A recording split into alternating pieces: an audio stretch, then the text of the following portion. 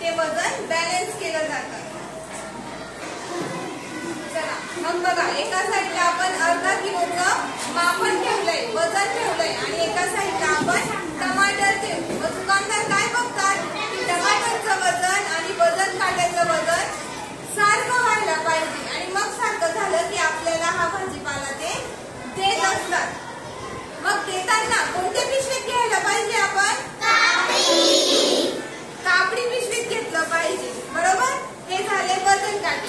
त्यानंतर हे पाहिलंय कधी तुम्ही? कुठे पाहायला मिळतं तुम्हाला?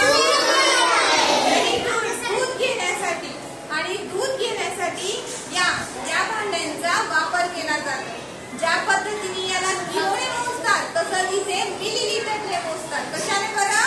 मिलीलीटर। हे पहा इथे किती बरं? 1000 मिलीलीटर, बरोबर? ज्याला आपण 1 किलो दूध द्या असं म्हणतो की नाही, पण ती चुकीची पद्धत आहे। हे मिलीलीटर मध्ये मोजलं जातं। जे द्रव पदार्थ असतात पाण्यासारखे, दूध पातळ असतं की नाही, म्हणजे याच्याने मोजलं जातं। असे भरपूर आहेत आपल्याकडे। हे पहा, हे 500 मिलीलीटरचं, हे 200 मिलीलीटरचं, हे 100 मिलीलीटर आणि हे 50 मिलीलीटर। ज्या पद्धतीने हा काटा आपण पाहत असतो, आताच्या नवीन युगात नवीन काटा आलाय तो म्हणजे इलेक्ट्रिक। पाहिलाय तुम्ही? हो की नाही? पहिले तुम्ही ते तोलणारे पाहिले असतील, हातात घेऊन मोजायचे, त्यानंतर अशा पद्धतीचा, आणि आता तर तुम्ही नवीनच म्हणजे इलेक्ट्रिकल पाहता की नाही? त्याची पद्धत पण तशीच असते, पण इथे नंबर दिलेले असतात। म्हणजे जर 1 किलो पाहिजे असेल तर इथे त्या प्रकारचे नंबर्स येत राहतात, म्हणून आपल्याला तो भाजीपाला घेण्यासाठी पण सोयीस्कर आहे।